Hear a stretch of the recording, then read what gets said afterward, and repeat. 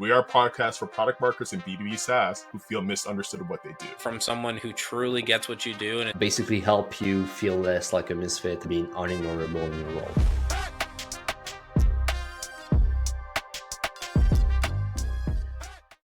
We're not marketers, folks. Everyone is growing, everyone is educating, is evolving in the time, especially us with season 5.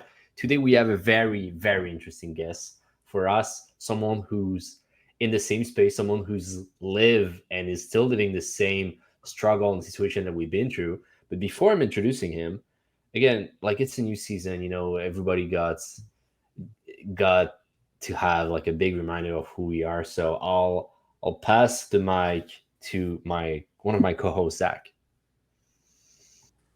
Yo, Gab, thanks again for the intro. This is Zach on the mic, the Sales Water Lab, still rocking the same title in season 5. Let's kick it over to Eric.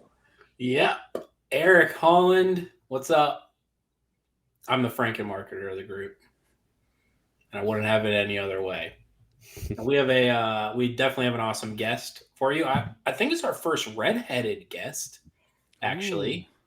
We're a very diverse and inclusive group here, so we had to make sure we got a redheaded fella on. And Gab, please give us the introduction. Yeah, so this person is the founder of Prelude, a go-to-market strategy for B2B startups and agency. But when we take a look at his career, he was the CMO at Eddie, head of marketing at Lucid Press, fractional CMO and go-to-market advisor for many companies. Everyone, let's introduce and give a warm welcome to our guest, Garrett Jestice. Thanks, everybody. Hey, it's great to be with you guys today. Appreciate it. We're happy to have you, Garrett. And you as I was saying before the call, you've been preaching to us for 8 months to be on the pod a little bit. So very excited to have you here. Before we kick things up, you're a fan of the show. You probably listened to a couple of episodes. It's always the same game. We have a very important question for you. So without further ado, I'll get started. Garrett, are product marketers actually marketers? Why or why not? All right, you guys already know my answer because a couple months ago I wrote about this on LinkedIn and tagged you guys in. That was my audition for the show, right? So my take on this is a bit nuanced, as probably a lot of people say. I would say, though, yes, product marketers are the purest form of marketers, but the nuance to that is, I would say, based on marketing's definition today, I don't think product marketers are marketers. So there's some nuance there. Happy to explain it, break it down a little bit more. But yeah, I think that product marketing really is the purest form of marketing, but not how we define it today. Do you have example with what's happening today that in marketing that doesn't feel or isn't marketing to you? Yeah, for sure. So let me give you a little bit of context. So I started my marketing career thinking I wanted to go into consumer brand management, like be the brand manager of Cheerios at General Mills, that type of thing, right? So I moved to Minneapolis. I lived there. I worked at Target, get some experience on the retail side. The plan was go back, get an MBA, and then go work at General Mills, Procter & Gamble, something like that. So I lived right next to General Mills. I knew a lot of the people that worked there as brand managers. And when I think about some of the purest forms of marketing, I think that's kind of what it is. As a general manager of that business, they really are the general manager, but they come from a strong marketing background. They studied marketing. It's truly strategic marketing. And I think part of the reason why is the risk in a CPG business isn't, can we build the product? It isn't, can we manufacture the Cheerios? It's, can we actually market and sell this in a way that makes money, right? And so when I think about how marketing is different in a tech or SaaS world, B2B world, because, after that I decided, actually that's not what I want to do. I moved to kind of the smaller startup scene. Anyways, I think what's different there is we have segmented the core functions of marketing so much in the B2B tech space, right? There's a separate product team. You think about the 4 Ps, right? There's a separate product team. There's maybe separate teams focused on pricing and packaging. There's separate teams focused on sales, where when you look at a CPG general, brand manager who's really functioning like a general manager, they're overseeing all of that stuff.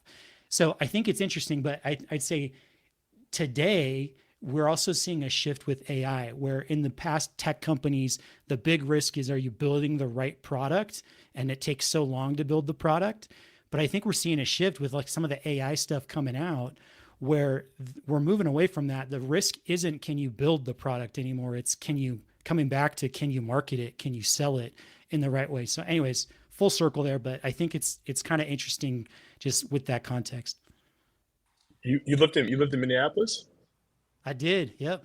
Plymouth. I'm in Bloomington right now. Oh, awesome. I loved it. It was so Small world. I didn't. That's why I left and moved to Mexico. You don't love it in the winter time, but in the summer, fall, it's hard to beat, man. It is definitely hard to beat. The winter time, once November hits, get up. So Yo, good stuff. Garrett, I worked for a company that made large commercial roofing materials, right? So anywhere that had a flat roof, hospital, warehouse, whatever. And I got a sense that once I moved over to software, there was this like less risk people felt in doing things. And recently I've started to think back to that experience more and translate it. And my hypothesis is that because we're just typing out ones and zeros, there aren't any raw materials. There isn't any machinery out there manufacturing anything. That word you just said of like de-risking, I'm really hinging on to. Do you feel like there's any sort of correlation with that in terms of kind of an abstract ones and zeros being typed out versus actual products being created? Yeah. So are you saying you feel like the sentiment in tech is that it's less risky in tech? Or like, yeah, people are operating feeling like it's less risk. Like they don't have to have that sentiment of selling the product as opposed to just building one. Yeah, can I add to, no, go ahead. Can I add, because I think, Eric, I think you and I are probably thinking the same thing. May I ask in a different way and see if I'm on the same page with you? Massage my question any way you like. Okay. Garrett, what we heard is that CPG, the focus was about marketing and selling the product. And then Eric, like, correct me if I'm wrong here, but it's like in tech, it's like, it feels like a lot of the focus is talking about the product, because we assume there's this assumption that, well, like we are a payroll service with AI. People know what that is. Is that kind of what you're saying, Eric, right here? Yeah, in a way, like they're not taking things as seriously. Like, okay, if they, yeah, like it's almost like, we'll go back to the drawing board, type of attitude. Yeah. Yeah, I would agree. I would say, yeah, just to clarify, like what I said before, I think that if you think about tech even 5-10 years ago, right, the risk there is, can we actually afford to build the product that's the right product that gets the job done? That's very different than CPG, right? Where manufacturing Cheerios, maybe there's not as much risk there. Again, I think that's changing. Like the cost to build new products is coming down with AI and everything else, right? And so what I think is that product risk that has existed in tech, plus I actually think venture capital has hurt the healthiness of many businesses. It's kind of padded them a little bit. We have all this money in the bank. We can invest it, I think it's just a different dynamic for sure than legacy businesses, if you will, right? That component about VCs, is that, like, I have a two-part question to that. First part, does that exist in the CPG world where, like, you can go and be like, hey, like, here's our box of Cheerios, invest X amount in that? Does that exist in the CPG world? That's my first part of my question. I think it does. Yeah. I think it's less common though. I mean, in tech, it seems like we're seeing a change, I think, but it seems like the default, again, going back to the risk and the cost and the investment in tech, has traditionally been building the product, and you couldn't do that unless you raised money to do it, right? Again, we're seeing a shift where there's more bootstrap companies, but because there's so many companies that have raised so much money, right? I feel like that's a padding for them. And it also, the expectations are so high that they have to move so fast that sometimes they skip over the fundamentals of building a healthy business. So. And then, so the second part to the question here is that with VCs now, with all this extra funding, why is the first inclination to build more features versus, like what you said here earlier, figure out how to better market and sell what we have today? You know what? It's such a great question. I wish I could answer it. I think, though, my take on it is that it kind of comes from that idea of traditional tech where build the product and they will come, like build it and it will sell itself type of thing. If you build the perfect thing, then it should just sell itself, right? And I don't think that's true, right? And I think that we all know that that's false, that especially as every market gets more competitive, that, man, the risk in the business really is like the marketing and the sales and that collective go to market. And can you find the right fit for it? It's not necessarily building the product anymore. So anyways. So sorry, Gab, you can go ahead, man. Sorry, but I just wanted to kind of double down on what you said in terms of like, that features and kind of guessing while everything works perfectly with product, with sales, with marketing. I've been chatting with a lot of product marketers recently, and like, I think a sentence that many kind of agrees with is go-to-market feels like a gut feeling or like almost like guesswork a little bit. Would you say that you think it's because of that kind of feature guessing game of like, let's create more features to be on par, superior with the competition, but it's becoming a game of like just quantity instead of quality, right? We plug AI, we just start building more and more shit to just be in a situation where I have more features in the competition instead of do I have the right one that they care about? I definitely think that's a part of it, right? Like the guesswork there. I also think that a lot of companies, what it comes down to is in the early stages, you have to be so focused on your best case study, right? Like your best customer, the right problem that they care about, the right solution you can offer them, and the results that you can get them. And when you focus on too many different case studies, all of a sudden you have this really watered down single product that you're trying to sell to all these different types of groups, right? And because you can build features so fast, right, it becomes guesswork because they don't know who to listen to, who to talk to, right? And so I think that's another aspect of it. Clarifying question to that.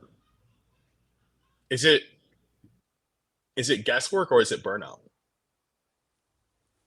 It's a good question. I think few companies actually know who to listen to when it comes to what to build, what to say, all of that.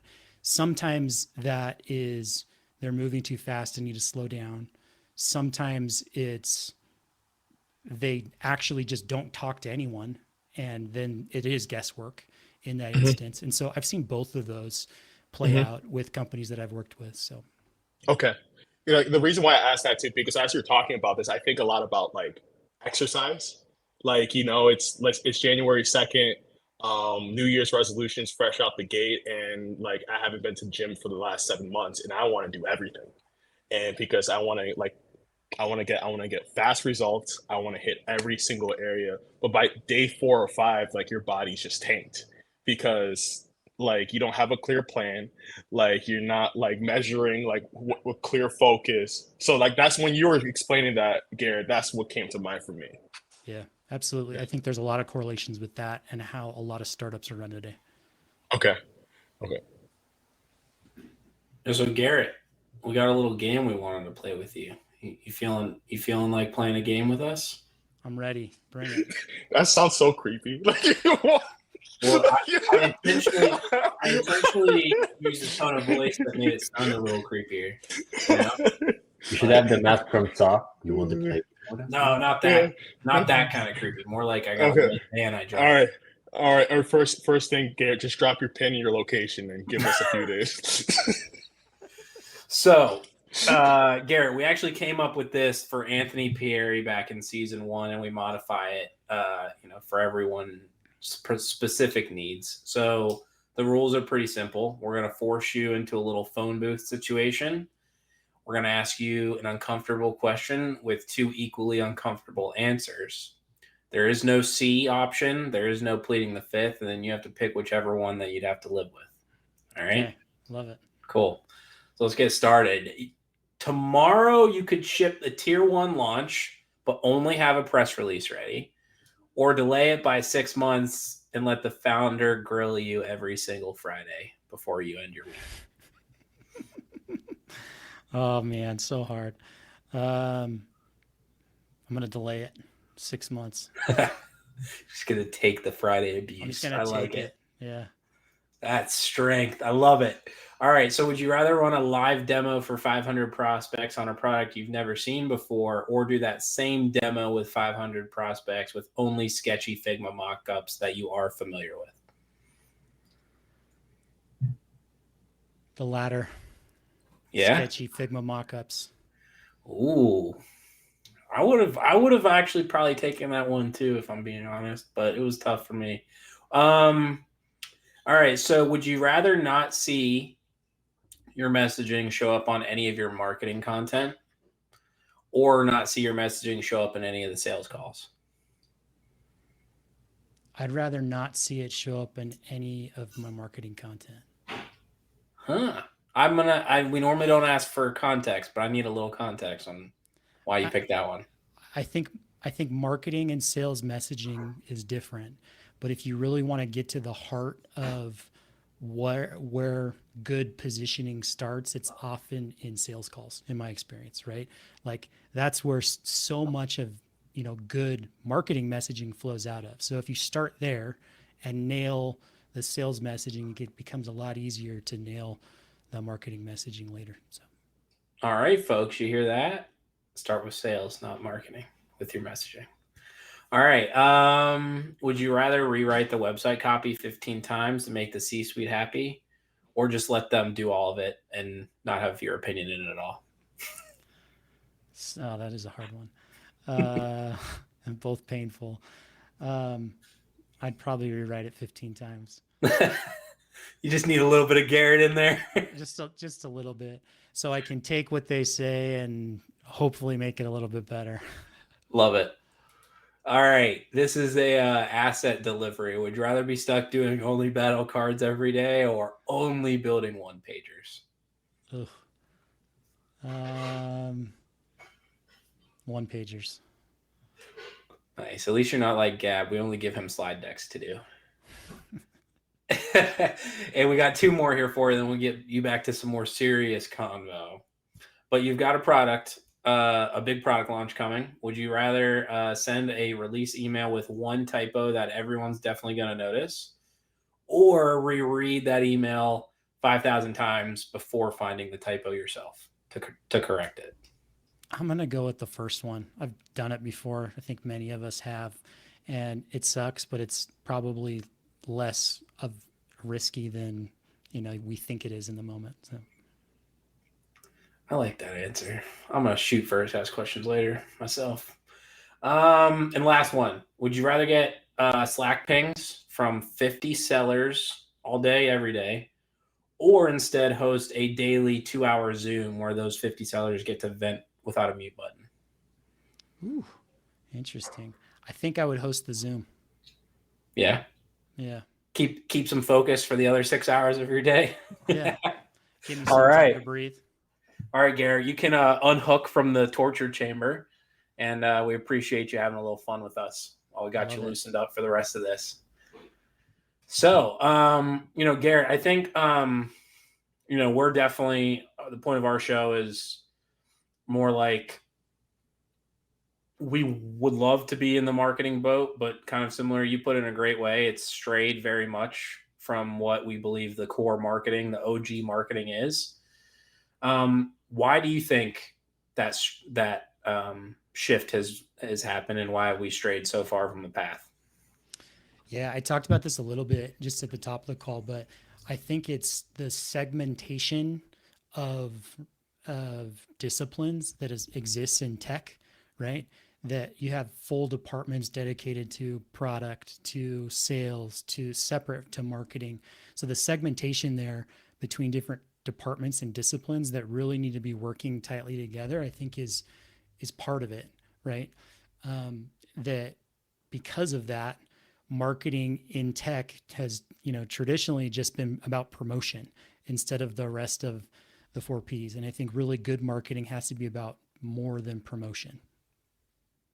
So I know you're a savant. For some of the other folks listening, what can we do as PMMs to make sure that, again, we're not just focusing in on that 1 P, both in our day-to-day habits, but also those KPIs and organizational goals that we're trying to set up?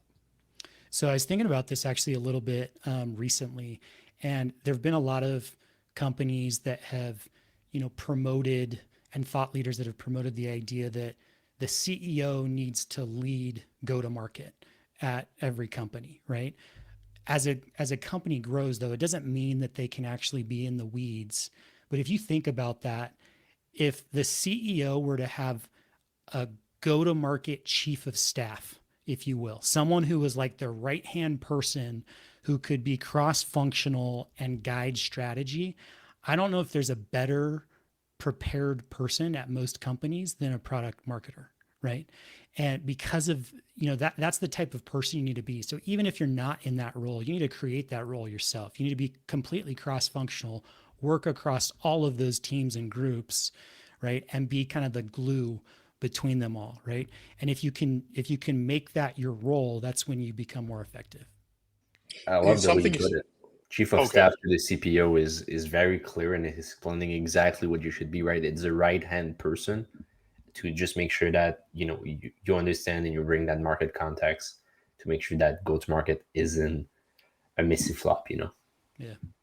And just to correct Gab, because he's, he knows French as a first language, but it's the right-hand person to the CEO, because I do not want to be the right-hand person to the chief people officer. Oh, no, but You said CPO. I'm playing it back during the edit. Product officer, not people. I was thinking chief people. I was like, don't put me in the HR department. Whoa. I was like, well, his take makes sense, right? Like you're the right hand to the product, and then you're bringing that cross department angle. But yeah, the CEO makes a lot more sense, especially based on. I'd say CEO, right? So if the CEO should lead go-to-market, right? If that's even feasible, you should be the right-hand person to the CEO, working with the CPO, CMO, right? CRO, all of them, right? Love it. Thanks for the clarification. Someone's hand's not going to be held in this go-to-market circle is what I'm hearing. VP of sales, we won't hold their hands. They're good. So Garrett, there's something you said earlier that took us back to season 1. We had Pep Leha from Winter on the episode. He said that the CEO is the PMM, similar to what you said. One problem that I noticed, I agree with that, but one problem I see is that a lot of times the CEO, especially if it's the founder, they take that on as, hey, I need to tell people our vision. I need to talk about our product. And then going back to what you said is that the best messaging comes from sales calls, meaning, and what I'm hearing is that listening to what customers are saying versus telling customers. I'm curious, my first part of the question is when you work with clients, do you find that point of view of a CEO being the product marketers meaning that they have to be the one promoting the message? That's my first part of the question. Yeah, so I do think that one of the best values that a CEO can provide is being the visionary and also the storyteller at their company. And if you can build that founder brand and have them out there telling the vision and the story and the strategic narrative, which is more than just the product, right? It's the problem that they solve and it's the why they, you need that, all of that. I think that's super valuable, right? Okay. So then the second part is that, and I'm curious of your reaction to this, is that one common mistake I'm noticing is that the storytelling piece matters, and it's that's what gets people in the door. Then the next question is what does the product do? I'm curious, now when you are working with clients, is that pretty much baked out when you come in, or is that the area that you are seeing friction? Going back to what you said earlier, of like, hey, like we're not seeing much of the marketing selling piece going on. Yeah, it's a really good question. I would say so. I specialize in working with smaller, earlier stage companies, right? So almost all of my clients are under 10 million. They're like a seed, Series A, or the bootstrapped equivalent of that. And so what that means sometimes is the founder's vision of where they want to go is way bigger than where the product actually is today, right? I don't think that's a problem because that's what the founder should be doing. They should be one or two steps ahead of the rest of the company. But what I talk about often with them is when it comes down to like core positioning of their product. Positioning only reaches to spaces you can own in the next year or two.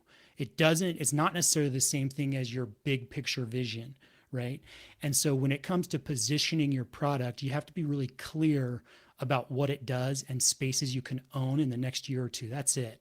If you go too far reaching with your positioning, right, that's when you get the vaporware that people talk about, and you sold me something that doesn't actually exist. And so it's okay to share your vision, but when it comes to positioning your product, it has to be pretty tight around spaces you can own in the near term. Got it. I would even like argue and say like not even like 1 or 2 years. I would say what it does right now, because as someone who's been in sales before, when you're talking to products, like, hey, we're going to release this feature in a year, and things get pushed back. So I think the key is spaces you can own in yep. the next year or two. You might not even talk about something that you can do today if it's not something that you can definitively own soon, right? Okay. I have one more question about spaces too, but before I ask that, I want to pass it to the guys here because there's a really good point you're saying right here. No, keep it going. I had a different topic I wanted to talk Okay. One trap like I've noticed so far is that when you say spaces too, is that we want to be everywhere all at once. And we have the guys from Fletch here from previous seasons before where their point of view, and this is what we know, is like, hey, like Anthony said, let's tackle one space. Like let's penetrate this one space before we move on to this next one. I'm curious, like when you have a founder, maybe a team that says like, hey, we're in finance, we're in healthcare, we're in education, like is there a world where you can be at multiple spaces at once as an early stage startup, or do we have to like reel it back and say, hey, let's focus on one first before we move on to the next? Yeah, it's a really good question. It all comes down to what your goals are for the company and how quickly you want to grow. Most B2B tech companies want to grow as quickly as possible. And so I believe that the quickest way aligns a lot with the Fletch guys, right? I believe the best way to do that is to have a focused niche and then expand once you have tackled that niche, right?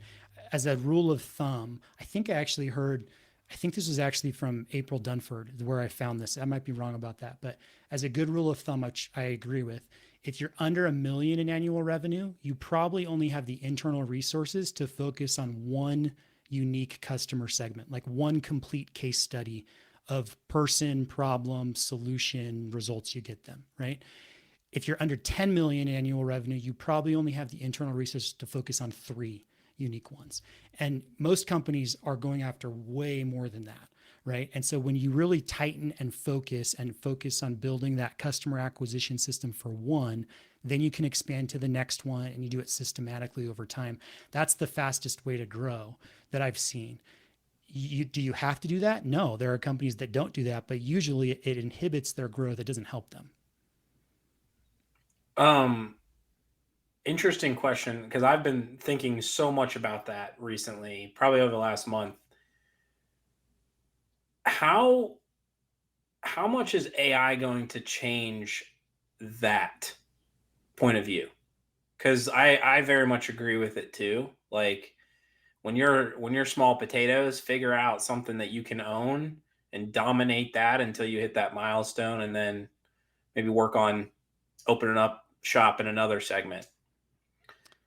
So yeah, how do you see that changing, if at all, now that AI is there? Can these small potato companies maybe take on 2 segments instead of 1? Can that 10 million and less maybe take on 5 segments now? Would love to know your perspective on that. Yeah, it's something I've thought a lot about, and I think it's a really good thought. I think maybe eventually, but I don't know if AI, I don't think AI is there today. I mean, ultimately, what it comes down to is it's hard enough for most companies to execute one really good go-to-market strategy, like cohesive. And usually, a go-to-market strategy is for a single segment with a single problem. You have a solution and you can get them specific results, right? It's that complete case study. It's hard enough to do that effectively. And so, are we going to get to a place where AI can accelerate so much of the execution work where you could have more resources to do more? I think it's possible, right? I wouldn't say it's possible. It's not, but I would say, man, most companies are so far from that it's not anything I would anticipate happening in the near future, right? Yeah, I agree with that. Like the current system today doesn't make that possible. One thing that sticks out to me is like how many marketers on average are on the team with clients that you work with? Probably one, two, at most four. Yeah. And um, that's really hard. Like there's already a lot on your plate. And it seems like with AI today, there's been a starker expectation to do more with limited resources. And it's not like we're getting more money or more people. We're just getting a tool and say, hey, work faster. The key thing about that though too, which I know you guys know, is AI, good AI output is all about quality inputs, right? And really good prompts. And so a lot of times the quality inputs come down to, do you really know who your best customer is? Do you really know the problem that you're selling? Do you really know how to position it and message it in the right way?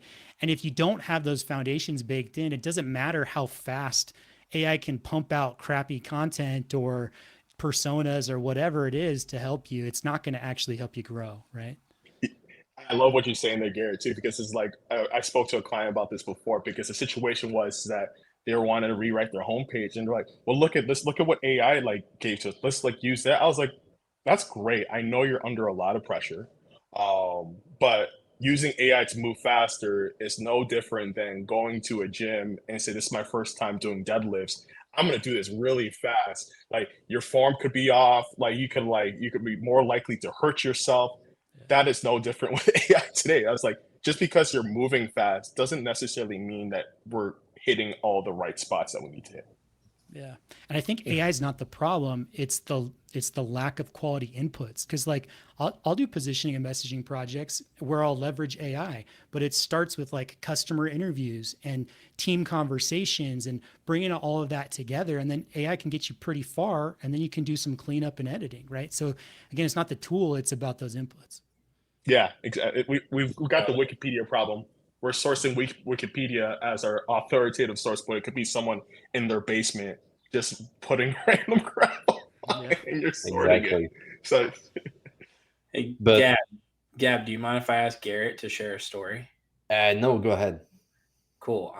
So Garrett, our podcast's easy. We're not marketers, right? And our general philosophy is us PMMs aren't getting enough love, respect, and just general seats at the table.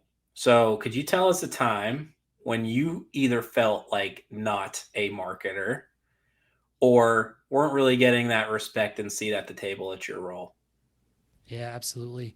So, so here's a confession from me too, right? I've always felt as a little bit of an outsider when it comes to like the PMM world, right? And so my background, I started as like the first marketer at Lucid Press. We launched a new product, Lucid Software. I joined as like the first marketer. There was a couple of engineers, a product manager, and me, and we ran it internally like a separate company. And so I've worn all of the hats, right? I eventually like led that marketing team, but I've never worked on the same team as another product marketer. I'm like completely self-taught as a product marketer. I'm wired like a product marketer, and that's something I've discovered over time. I like those are the things that I love to do, product marketing. That's the stuff I'm good at. but I've always had other hats that I've had to wear in early stage companies, right? And so, I've always kind of felt like a little bit of an outsider to like all these great trained product marketers who've worked in house on these great teams and done these big, campaigns and blah, blah, blah, blah, right? I'm completely self-taught. And so, that has been something that as I've progressed throughout my career, it's made me, second guess and think, but I also think it's become a strength for me too, because I have that breadth of experience across other roles. It helps me do better product marketing type work as well. Love that. And I know all three of us here joining you, we have all felt like misfits. So you're not alone. I appreciate you sharing that with us. I would love to get back to what we're talking in terms of, that discussion on I'm a PMM. I'm trying to work on a positioning project. And I'm getting told, yeah, but let's go after those multiple segments. And then you get the conversation on, it's too much. It's requiring way too much resources for a size. And as Zach said, they come up with the discussion of, well, let's use AI. What, you don't want to work, or let's cross that bridge when we get there. As someone who worked with B2B SaaS startups, with agencies and all of that, how do you approach that discussion, right? You're talking with a founder and that person is, they're ready to put a helmet and just face against the wall. How would you approach that as a PMM or a founding PMM who's in that situation, who's trying to lead a positioning project, but always keep saying the same stuff of, one offer for one person to get to that differentiation, or at least a mind share piece with the prospects? So something that's been on an analogy that's been on my mind a lot recently as I've talked with clients. I've heard other people share this analogy before, so you may have heard it before. But if you think about your business as a factory for producing case studies, successful customer case studies, right? Your marketing, sales, product, CS teams, right? Their whole collective job is to produce successful customer case studies, right? A successful customer case study consists of the stuff that we've talked about before, right? I mentioned this earlier on the top of the call. It's a person with a specific problem. They find your specific solution and they get results from it. And so if you think about that, like a question becomes like, how many different case studies can your collective company factory produce at any given time? It depends on the resources, right? And the more case studies you produce, the slower you're going to be at, if you think about a Ford truck factory, right? If they're only producing Ford trucks, they're going to be able to crank those out pretty quickly. If they're producing 10 different types of cars and they have to swap things out here and there in between, they're going to be slower on average, producing those successful case studies. So again, it comes back to speed. It comes back to, capacity, and it comes back to like resources. So, a lot of times I have to help founders understand that it's not just about picking the ICP, but all of these components are tied together. It comes down to your product and your messaging, and you tweak one of those things and it changes something else, and then it changes something else. And the reason why so many, especially early stage companies, struggle to find product market fit is because it's all these things interconnected, and they tweak one thing over here and it messes this up, and they tweak one thing over here and it messes this up. And so what you're really trying to do is search for consistency and repeatability across that case study and across that like factory of being able to produce those case studies. And if you can do that for one really well, like, man, you're golden. You have a really strong company at that point, and then you can start layering on other case studies. So I don't know if that answers your question, but it's something that's been top of mind for me.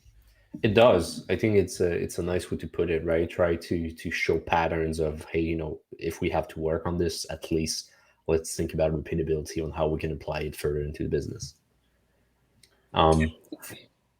Do you have something to say, or I was about to jump in with another one? No, I'm like kind of excited because so he keeps bringing up the term founder, right? Founder.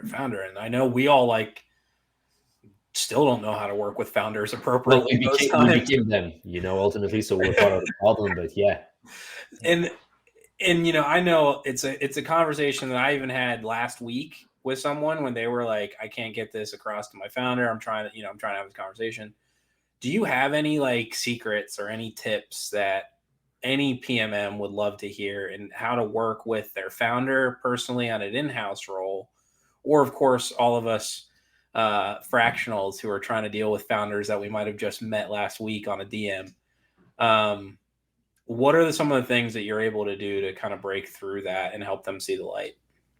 Yeah, so I'll say, like I mentioned, because I work with mostly early stage companies, the primary person I'm working with as a consultant is the founder, who's still leading go to market, doing tangible marketing and sales. Again, they might have one or two marketers, one or two salespeople, but that founder is still really involved in that.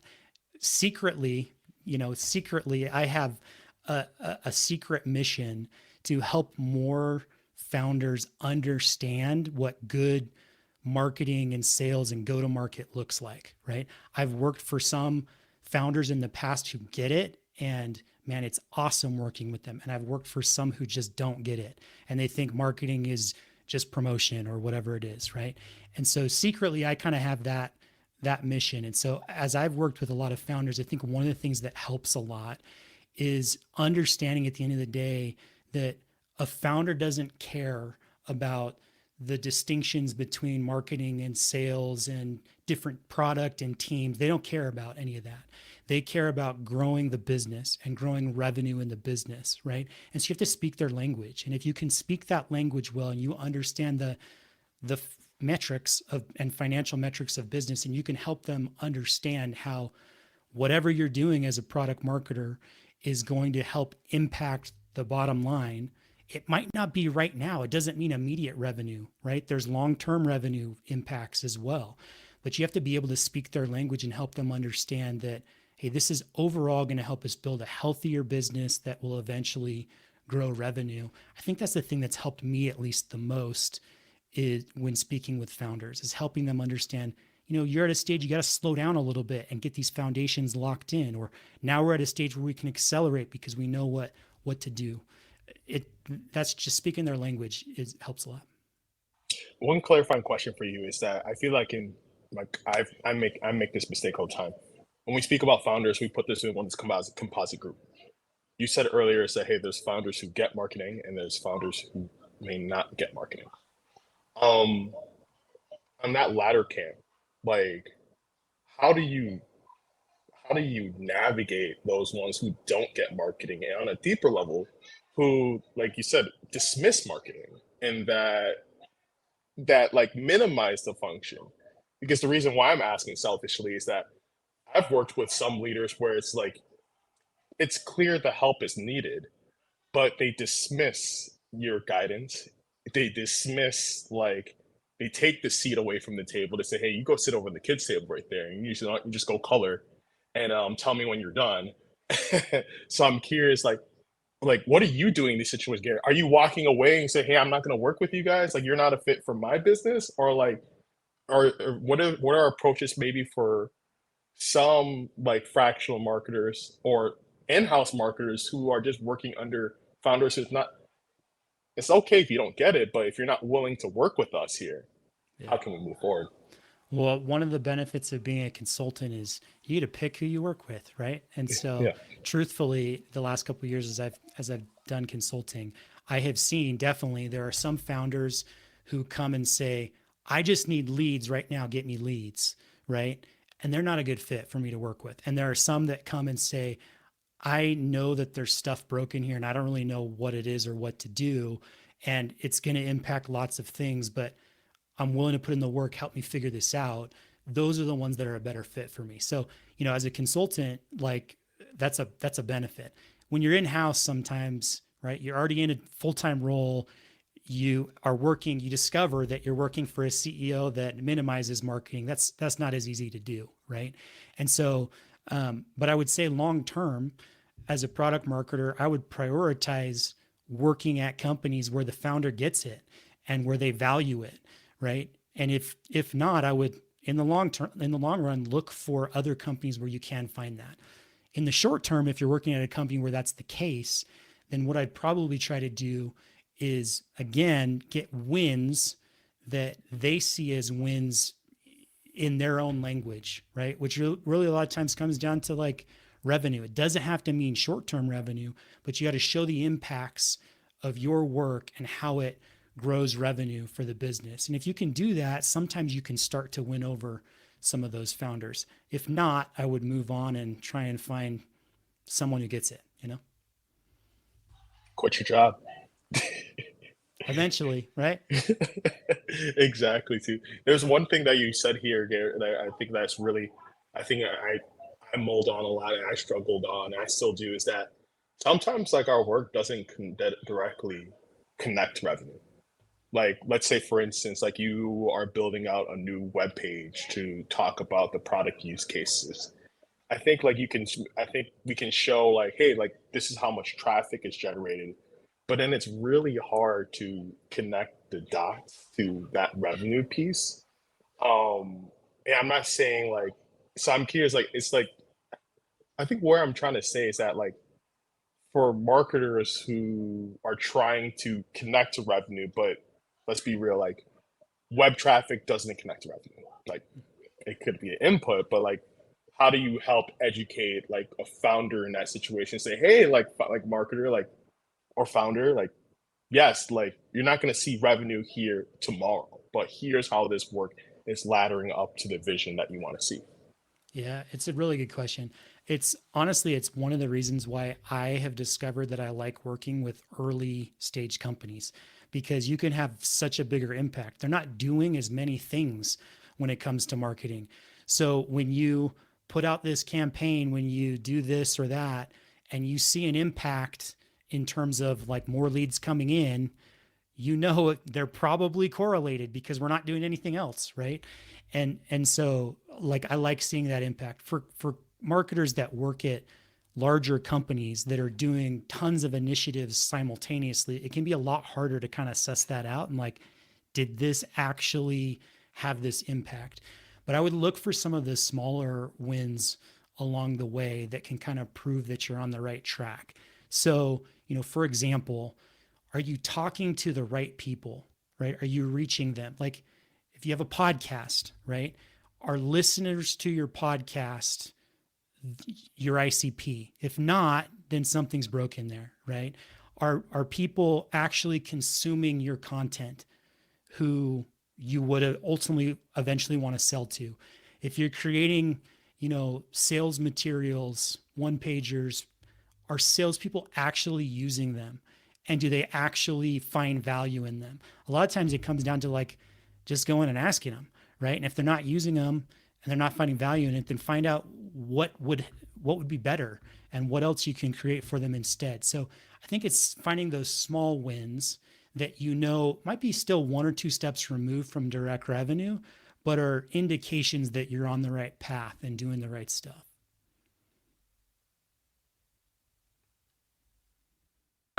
I think, you know, from my perspective, I've grown into that phase too. Like as a younger PMM, I was like, how do I connect anything? Right. And for the, you know, earlier listeners who are just getting started in product marketing, it'll be a growing pain.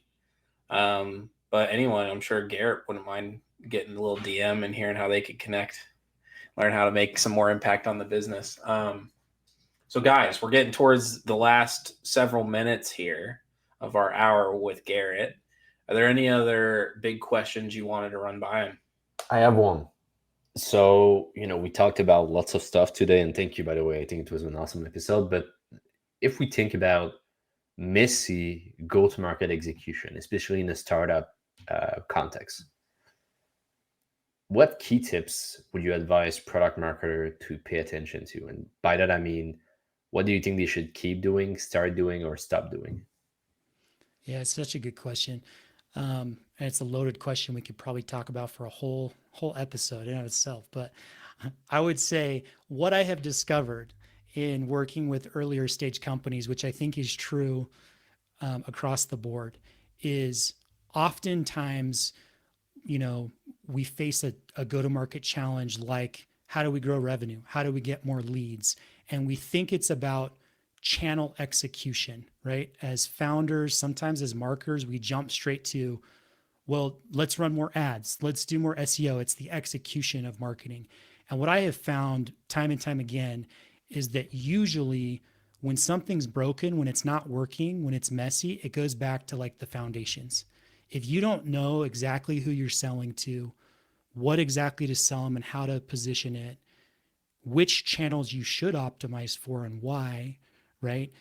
All of those core product marketing foundations, if you tighten those up, then the execution gets so much easier, right? And you start seeing more results. So, I mean, I had a call with a client a couple weeks ago, and, you know, we were talking through this type of work, and they said, well, how do we go pitch the founder on hiring you? Because I know he's going to say, well, we just need more leads. Why are we going to spend time doing this stuff?